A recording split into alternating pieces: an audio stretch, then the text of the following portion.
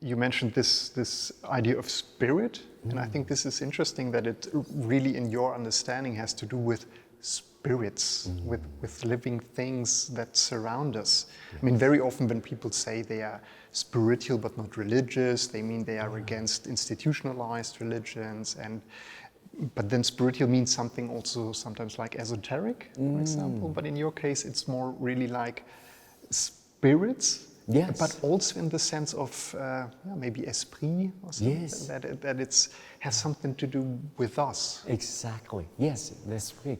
Yeah, exactly. To give you an example, I often think museum within any city, these are places they house or own object of no functions. There's no quotidian functions of a painting or of even, let's say, Jeff Koons' sculpture, right? Or even Da Vinci's Mona Lisa. There's no, you can't use that as a plate or anything.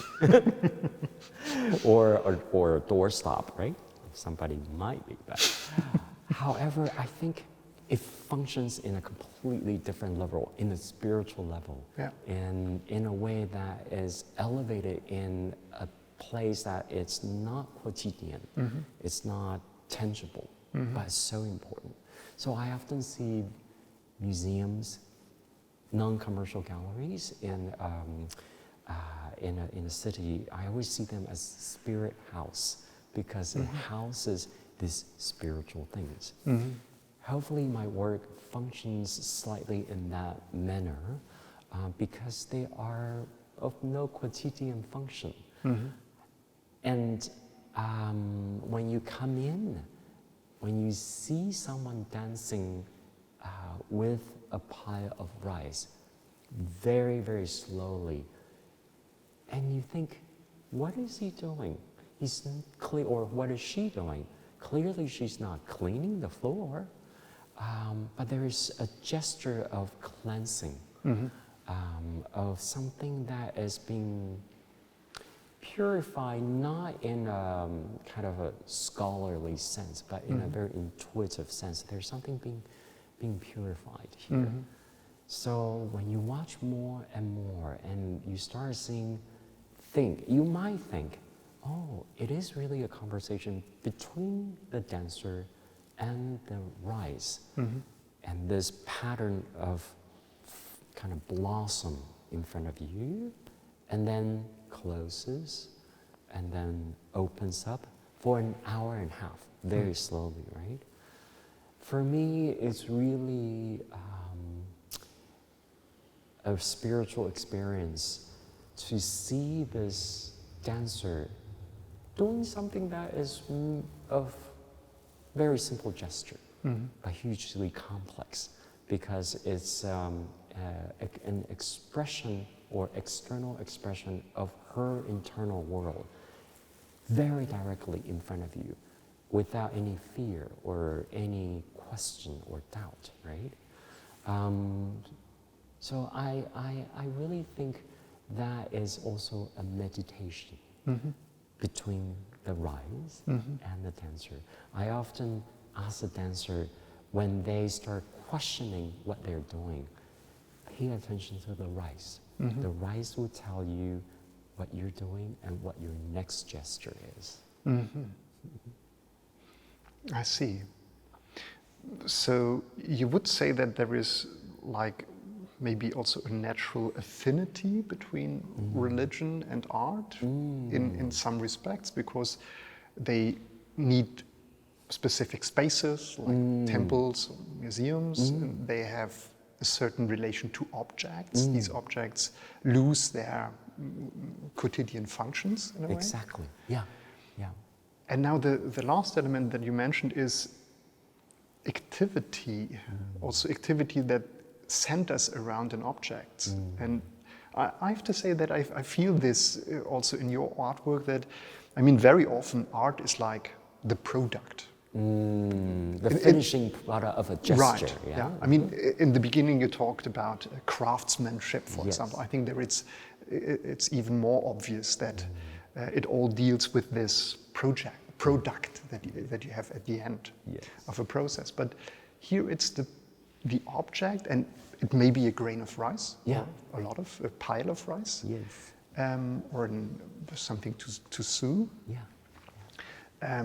So clothes, for example, but they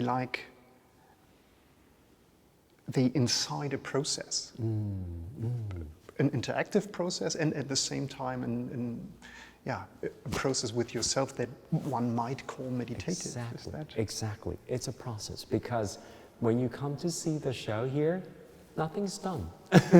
In a way, they're all waiting for you to activate, right? So it's probably similar when you walk into a space for zazen, the meditation, yeah? Mm-hmm.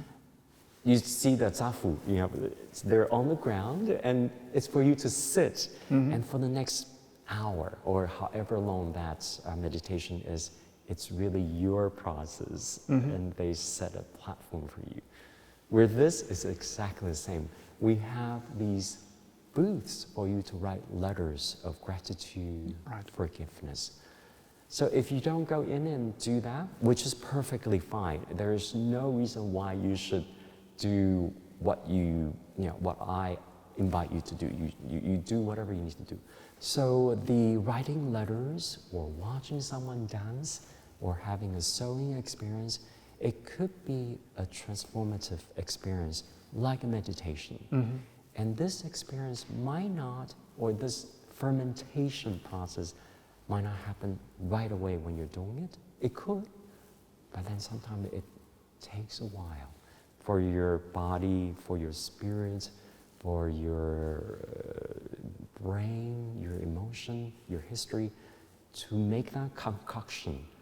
And therefore it sort of hits you, say, wow, that was an experience I wasn't expecting. And I think those are the most memorable meditation I could imagine. Yes. What does this tell us? I was just asking myself about the role of the artist. Yes. It also seems to change a lot from a producer of objects to a facilitator, or maybe. Yes. So just to answer your question in a slightly different way about the role of an artist. This time we have invited or engaged about 22 local people who lives in Munich who wanted to be the mender. Yeah. Right? So a mender wrote me an email with 2 questions. Yeah? One of the question is, since you are not going to be the mender sitting there throughout the 3.5 months of the show, and we will be sitting there instead of you, where is the art form? And what is your role in this work, right? Which is a great question. I think my role in all my artwork is that these ideas finds me, and I'm a conduit to realize these ideas concretely, so they have a physical form in our 3D world at this moment. Yeah. Yeah. And when I present this work here, first of all, it's physically kind of impossible for me to be here for 3.5 months, from morning to evening to do the mending. Yeah. So I need the kindness of strangers who believe in this particular meditative process of gift giving between strangers. And they're willing to believe that this is a gift they could give back to the community. And the power of this gift really is coming from within themselves. It's not from me, it's not from the institution.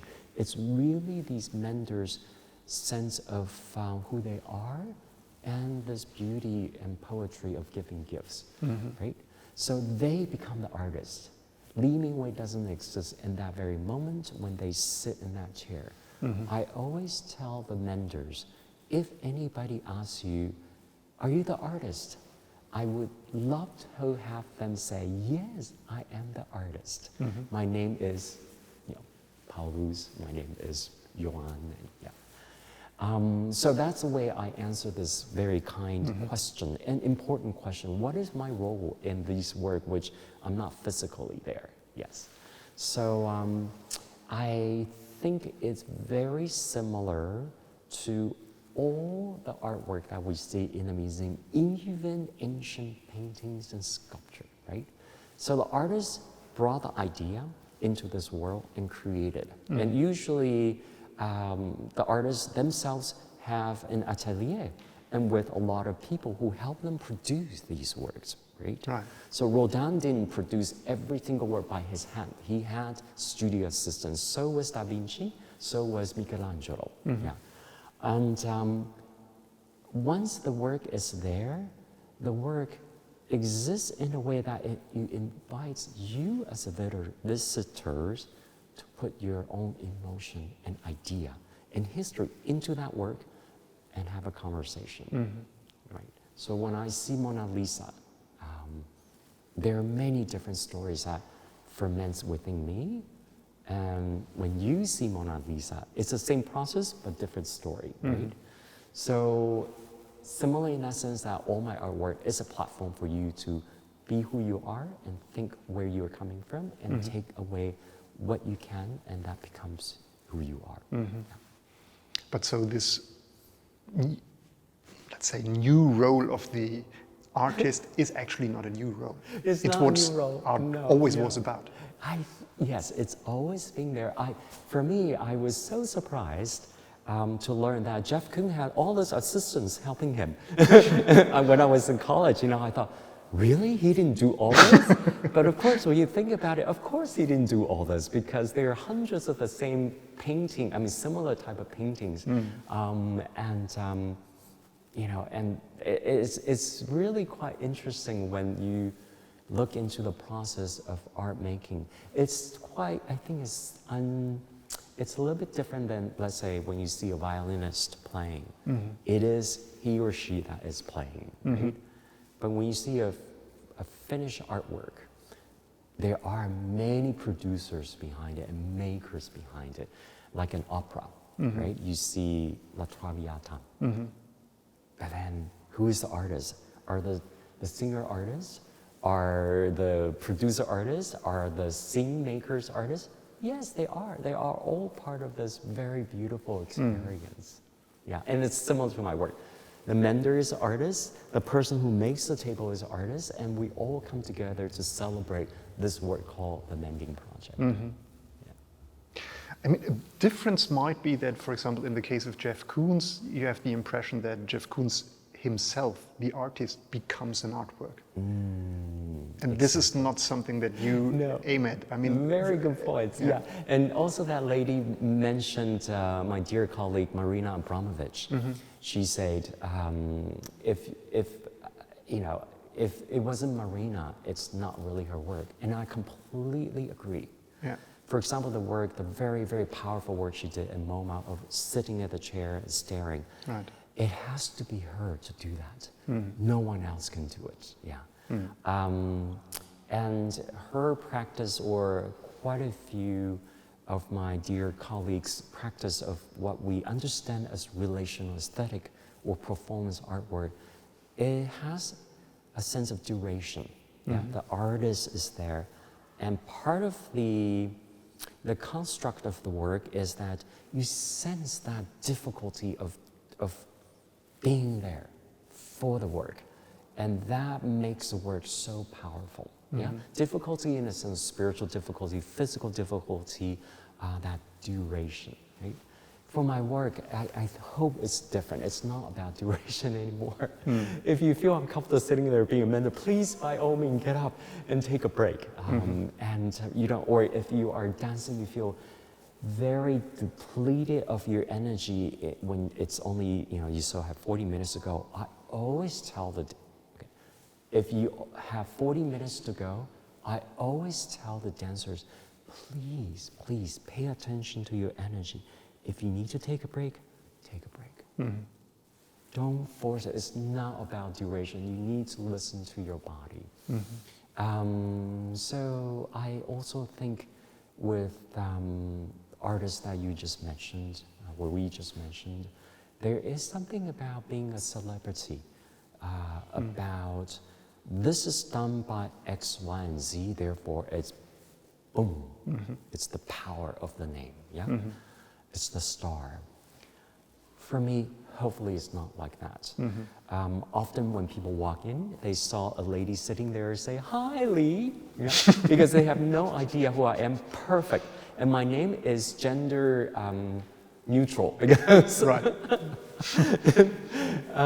and that is what I hope to achieve, is that my work is not about celebritization, if there's such a word, about an artist. It's about egalitarianism. And hopefully we all are creative souls. We all have our own histories to share. And I would very much like that to happen in this show.